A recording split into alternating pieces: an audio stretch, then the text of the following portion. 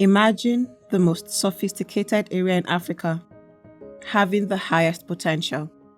I am Chinonye Okonkwo, one of the first internationally certified female welders in Nigeria, trained by Samsung Heavy Industries.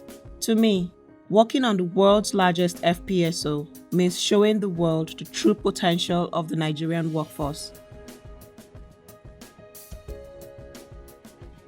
People said that this wasn't something for a woman, but I enjoy a beauty in creating something for yourself.